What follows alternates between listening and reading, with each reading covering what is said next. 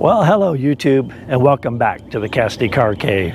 Today we're going to review this S600 2003 12-cylinder twin-turbo beast put out by Mercedes. But first, take a look at this.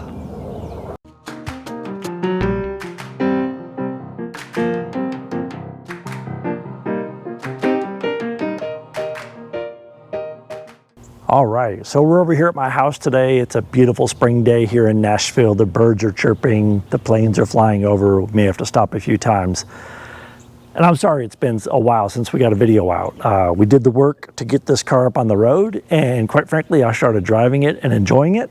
And I went on spring break and went fishing and did a couple other little things, so my bad. I'll get more regular, get these videos out. So ones you can look forward to are the Bentley is up and running. I'll do a review on it, and then some repair videos. The SL600 is on its way. The mass airflow sensors are almost done, and so those will be out.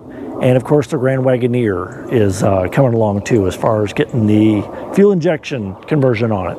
So let's talk about this 2003 S600 V12 twin turbo beast of a car that Mercedes made. Now this isn't an AMG model. This was just a regular Mercedes back in 2003. And it was pretty much the biggest, baddest Mercedes you could buy at that time. They did make the CL600 Coupe, which was basically the two-door version of this car.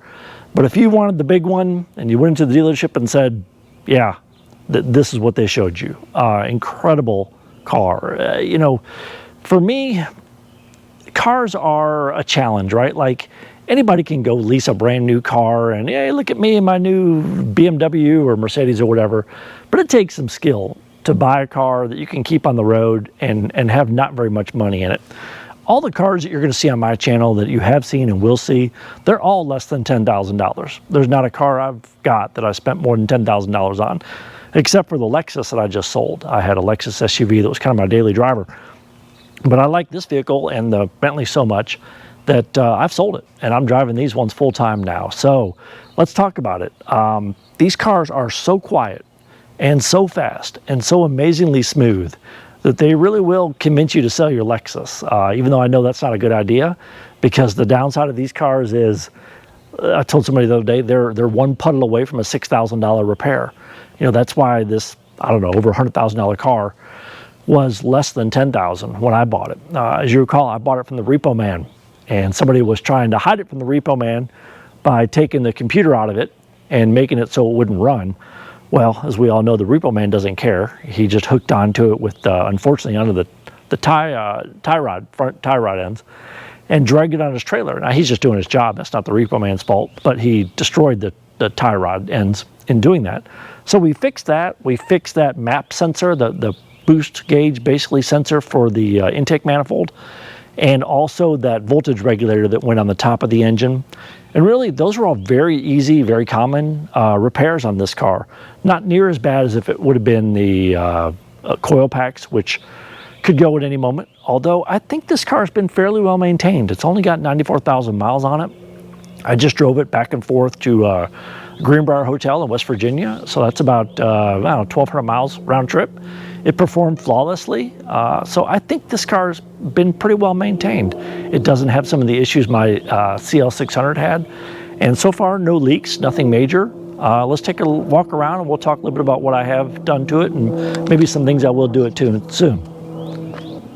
Okay, so the car is beautiful. It's 2003, so it's what, 18 years old? It does have a few little nicks and bangs here and there, but really overall, not bad at all. It's that anthracite color that BMW and Mercedes used in this era. So it's kind of a, I don't know, charcoal gray or something along those lines. But it's a gorgeous color. I'm glad to have a car that's not black. It seems like the last several cars I've had are black. So it's nice to have one that's not black. The wheels on it, I had these monoblocks in the cave from a purchase many moons ago. And they were just laying around kind of waiting for something to show up. If you recall, this car came with those Lorenzer kind of two-piece wheels, and they are authentic, but they just weren't my thing. A little bit too, a little too flashy for me, let's just say. And those were 20-inch wheels. Now, these are 18s, and actually the geometry of the car is much better with these 18-inch wheels on it. It rides a lot better. It's much smoother going down the road. Now these are Michelin Sport Pilots or whatever, so they're pretty high-end tires. But the other ones were Bridgestones or something. They weren't total junk, but they were run-flat tires, and they just didn't give the car the right ride that it should have. Now it's phenomenal. It feels like a rocket ship on rails or something now. It just floats down the road. Super smooth. So I did replace these wheels. These are period correct. I think you actually could get this car with these monoblock wheels on it back in 2003. So I like it. It gives it a little bit of flash without being quite as over the top as those Lorenzer wheels were. They were just too much for me. So, and actually 2 of them are cracked. I had my tire guys come and they were going to take them off and refinish them. I was just going to sell them on eBay or something, but 2 of the wheels are cracked. So I don't know what I'll do with them at this point. Anyways, here's the car. Everything is really nice on this. There's a few little chips on it. Like I said, if you look, you know, try to find something, you're going to find it. These look little spots of paint, but they're actually chips. Must have been a gravel road back in this car's history at some point, because the highway miles, there's not enough mileage on this car where it'd be a highway. I'm guessing it must have just gotten some rock chips along a road somewhere here and there. But all in all, it's in great shape. Not any real big dents or bangs on it. Got kind of a goofy plastic, like clear bra thing going on with the mirrors, and it's kind of yucky and moldy. But I'm just going to take that off. We'll get a heat gun and just take those pieces of plastic off, and then hopefully it'll be okay. Interestingly, this has like a keyless entry with the old card system, and there should be little plastic buttons here on all these, on the door handles, and they're all missing. So I bought a kit off eBay to replace that. I mean, that's just, you know, cosmetic stuff. The thing with these cars is, and really all the cars I have, you know, like I said before, it's a challenge to get something that's less than $10,000 that's pretty cool, that you can keep on the road. So they're hoopties, right? Like, they're going to need stuff. They're not things you can just call the dealership every time that it breaks or a light comes on, or, you know, you're going to drive yourself nuts trying to fix these things. So, you know, yeah, it's going to need the little buttons for the doors. The trunk is a complete disaster. I'll show you. It should go up on its own. And it doesn't do that at all. And you can hear it just hissing away in there. So there are air lines that control this top mechanism. The struts are bad. I have new struts. New struts have come in at Mercedes, so I'll pick those up tomorrow and put them on. But this entire trunk is a disaster. Matter of fact, if you see, there were several of these in the trunk. So these are air lines that should be hooked up to something that aren't. And there's 2 or 3 more back there. So the trunk is a disaster. It makes it a hoopty. When you start the car and get it rolling, you can hear it as it tries to do something.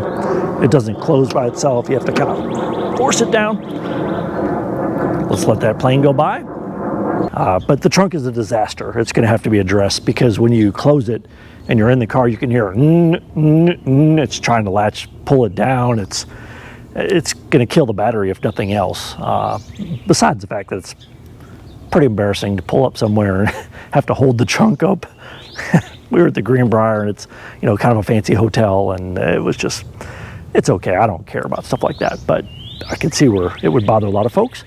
Anyways, so that's definitely a project to fix the trunk. But what you do get with this car is a ginormous, ridiculously comfortable back seat. So I've had a lot of cars over the years, and my 16-year-old daughter gave this the official 2 thumbs up seal of approval and said this was the most comfortable backseat road car that we've ever had.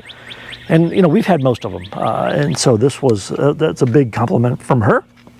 So with this, you do get some pretty cool features. I wouldn't have expected this, but right there you get a ashtray, which no one cares about, but more importantly, there's a cigarette plug that we could use as a USB charger right there. And then a lot of controls for the seats. You know, you got cooled seats, heated seats. The seat itself reclines, the headrest slides in and out. So that's pretty good for a back seat. Very big back here, plenty of room. You know, I got all kinds of room to be comfortable here, and this seat is set for me, so it's slid back pretty far. All the fancy, you know, what you'd expect in a Mercedes, the mirror and the lights and nice wood handles and wood accents, you know, real stuff. Not chintzy like, you know, other cars this era would be. So it's a gorgeous back seat. You got this Alcantara headliner that's, I guess, kind of a fake suede or something that along those lines. It's beautiful. Lots of ventilation back here, airbags everywhere, which, you know, for me, that's a nice plus. There's airbags down the side in each door. So it's a super safe, very, very, very quiet luxury car that, you know, Mercedes really knocked it out of the park with these, and they had a lot to live up to, because this W220 took over from the W120 in 99 model year 2000, and that W140, sorry, was so popular and such an incredible car. As a matter of fact, Lexus kind of knocked it off with the LS430. But it was such a great car that they had a lot to live up to with these. And the W220 is probably not anybody's favorite car from Mercedes as far as owning it, because they're so hard to maintain and keep on the road. There's too many complicated systems in these cars. But when you have one sorted and you're driving it down the road, I mean, they're incredible. There's not anybody that wouldn't say that when it's running and there's no lights on, this isn't, you know, one of the better cars made in that era, and maybe since. I mean, it's missing some technical gadgets of a new car, you know, with a big huge screen or blind spot monitors or backup cameras and things like that. But the driving experience in this car, boy, I don't know, you know, I'm not sure how many I could come up with that would be a lot better. You could argue some that would be similar. You know, we had an LS430 that was a great car, but it's not quite to this level. And then you add that 12-cylinder twin turbo, and it's, whoo boy. So, big, huge back seat. Let's walk around front, take a look at the front, and then go for a little drive, and we'll see what we think. But extremely comfortable car, plenty of room, big time safety, and, you know, less than $10,000. So, but you have to have the cave. You have to have all the equipment over there and star diagnostics and all that in order to keep these cars on the road, because they're just so expensive. You know, if you look, like right now, this wheel is either sitting down, or walk around the other side here real quick, or that one is sitting up. I'm not sure which, but there's a procedure in star diagnostics to kind of auto level the car. And that needs to be done. You know, this car was so abused in the last year, just kind of sitting around being repossessed and all that, that it's going to have to go through some of those kind of working out procedures. But hopefully I can level it and it'll figure itself out. It's not leaking. It doesn't sit down after, you know, a day or two. So I don't think it's anything structural with the ABC system, the valve, or the struts. I think it just needs to be calibrated. So, you know, we'll do that, but we can, because we have all the shop over there. But if you don't, these cars would just drive you nuts, because you have the ABC system in this car, you know, complete disaster. We've already seen the V12 engine, massive power, but that voltage regulator on the top, easy fix, but, you know, expensive, and it's just a known failure in these cars. The coil pack, this one's either had it or will need it, and that's a massive job. And then while you're there, all the while you're there stuff, you know, you got 24 spark plugs to replace, and you might as well do the valve cover gaskets, and I've been there before. So that's why these cars obviously are hoopties, right? Because while they're amazing when they're running, you know, if you're trying to daily drive this thing and you're going to call your mechanic every time something happens, you would hate this car, and it would get like 2 stars on any Google review. So, but that's not where we're at. We can fix it, we can keep it running, and we will. So let's look at the front seat here. Again, for the era, you know, gorgeous car. Got that goofy chip card thing. One of the projects we're going to do is we're going to get rid of the chip card. That was an original, like, keyless entry system that Mercedes came up with. If I shut this door, will that bird shut the hell up? So they came with like this credit card that you could use as a remote start, and you can see on the gear shifter here, you'd hit that and it would start. But of course, you know, this car's 18 years old. Everyone lost those cards like right away, right? So nobody has those cards anymore, and this one doesn't either. The other CL600 I had the same system, and the cards were gone, and I'm not sure you can even replace the cards, but really you wouldn't, because you can just replace the transponder. That's one of the many things probably messed up in the trunk, and it doesn't have to be coded. Just replace the transponder, order a new key from Mercedes, and then the key becomes replaces the card. So in 04, the S-Class 220s had just a smart key instead of that goofy credit card thing that you also had to carry. And so what the internet tells me is that all I have to do is replace that transponder, order a new key, get it coded to the car, and I'll have remote start keyless entry. So that could be fun. Hopefully it'll all work out, but that's one of the projects we're going to do. So the car itself, other than missing like a huge infotainment screen, it's a gorgeous car. You know, you've got this goofy screen down here that really it would be better if it wasn't even there. Let's take a look. So it's going to come up here, but this is your infotainment screen from back in the day. You know, this is just a crummy cell phone. My cell phone is bigger than that screen. So that's the problem with all these older cars is, even though they have navigation, I mean, it's terrible navigation. Your cell phone, iPhone 5 would have better navigation than this thing has. So those screens really do just date the cars, but you know, it's kind of the trade-off between super expensive and the price point you can get into these on. But what it does have is, you know, a nice climate control and a really well laid out dashboard, and it's not quite 100 degrees out, so I'll have to, hopefully once we get rolling that cures itself. But you know, kind of a nice contour and curve to the dash, and I don't know if that's really hand stitching or not, but it's sort of, they made an effort to make it look like hand stitching. Very good fit and finish. You got wood everywhere and real leather, so if you ever happen to be drinking something extremely tiny, you can put it in this cup holder that kind of flops out. And you know, these break nonstop as well because they're way too complicated for what they're trying to do, but it is there. You know, you got the park controller, so when you're pulling into stuff, it's not so bad. You do have an aux-in port, which is nice. At least you can hook up a cell phone to it. There's no Bluetooth, but you can get your radio going, and with one of these deals for the phone, you know, it's a pretty decent hands-free combo. So you get a really gorgeous car, you get a very functional car, you get an extremely safe car, you get all the nightmares of owning a 18-year-old, you know, high-end Mercedes, but I do think it's worth it. Let's go for a drive and I'll show you why I think that. But there's just not many cars you could touch for this price point, even with the headaches, where you get the quality, the fit and finish, the performance that this 12-cylinder twin-turbo engine can give you. We all know I'm not going to quote horsepower or 0 to 60s, but as Rolls-Royce and Bentley have said, it's adequate, but it's way more than adequate.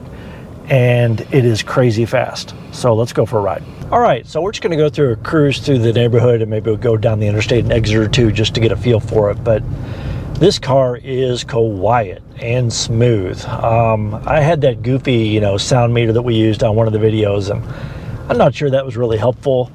All I can tell you is, like I said before, we've had most cars, at least, you know, most car brands, and this thing is super quiet. It's way more quiet than the CL600 I had that was the same year Mercedes. I don't know why, but maybe the CL600 just needed some more work that I hadn't gotten to. But this car is super smooth and super quiet. Like I said, there's 94,000 miles on it, and it is just unbelievably quiet to drive. Not even much air noise. Really extremely well designed drag coefficients and wind tunnel testing to make sure this car just kind of slipped through the air instead of making a bunch of noise. So take a look here. We'll go for a little ride.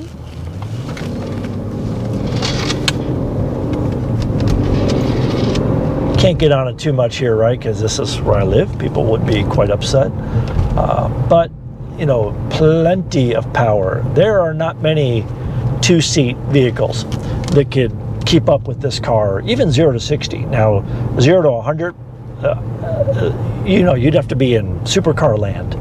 to keep up with this car. It's just crazy fast, and it just keeps pulling and pulling and pulling. And like I said before, it wasn't an AMG model, right? This was just the big hog Mercedes. And they did make an S65 for a couple of years after 03 that was a 12-cylinder twin turbo. And I think it really did have the engine right out of the Maybachs. But I think it added another 100 horsepower, and I don't know what the 0-60 times are, but I mean, there's a limit of how much power you can put down the road and have tires hold it for acceleration. And this has to be pretty close to it, even with traction control. And you know, these cars, they have a 5-speed sort of outdated transmission in them. The other S500, S430, W220 S classes, they had a 7-speed transmission that was more electronically controlled, but it couldn't handle the torque and the power of the 12-cylinder twin turbo. So Mercedes stuck with the 5-speed in these cars, and you know, it's phenomenal, and it definitely will keep traction. But there's not much more you could put in this, I don't think, and gain much more in speed, just because of the limits of differentials and transmissions and, you know, patch length and area for the tires onto the asphalt. So, you know, these things are crazy fast. Cars I've had that are faster, you know, my wife's Tesla is faster 0-60, but not by much. Now, she doesn't have the performance, she just has the regular one, and it is quicker, but to 60. I think if we ever did it, maybe we will sometime, I think I'd catch her probably at 80, pass her at 90, and she'd be looking at nothing but taillights up to 155, where this car's, you know, limited out, electronically controlled, because the Tesla is crazy fast, but it's not, it doesn't have the horsepower to keep going fast that this car does. You know, torque and horsepower, deadly combinations, sometimes literally, but you know, this car is just crazy torque and horsepower. All right, kids, don't try this at home, but we're stopped here sort of on the median, and we're gonna do a little pull in the car, and you can count for yourself, but I'm just gonna tell you, it's fast. Hang on a second, and here we go.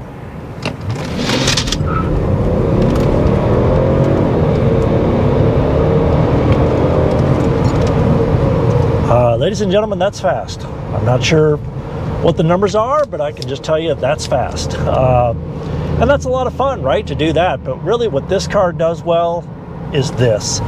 You can just imagine being a captain of industry in 2003. Maybe you've just taken over your 5th factory and cut wages and given yourself a big fat bonus.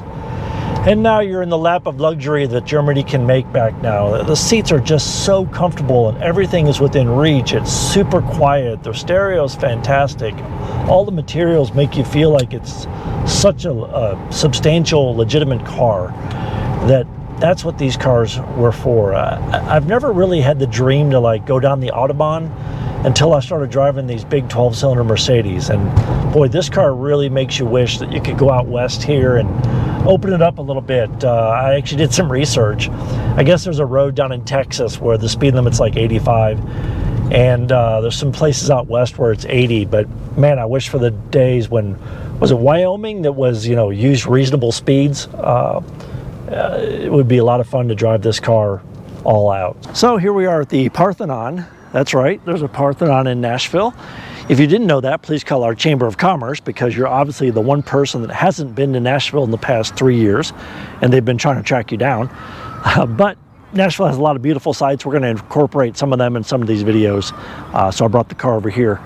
It is an amazing car. I'm not sure how many other cars could do everything that this car does. The 12-cylinder twin turbo is a completely different engine in these cars than like the S600 or the S430. I'm sure they're great cars. Honestly, I've never driven one, but when you put the 12-cylinder in this car and then you strap a couple of twin turbos or a couple of turbochargers on it, I mean, you had me at high-risk insurance. It was unbelievable driving experience. So these cars, you know, they're not for everybody, but if you don't mind turning the wrenches on them, and if you sort of enjoy that a little bit, you're gonna love this car. I don't know what you could touch for this money that would give you the experience of this car. You know, I've got less than $5,000 in this car, even with the wheels and tires and everything. Of course, I bought it from a repo man, and I had no idea if it even ran when I bought it, which it didn't, but was able to get it on the road to get it going, and I'm going to drive it. So hope you enjoyed this. Watch out for some more videos. A lot of planes in Nashville too.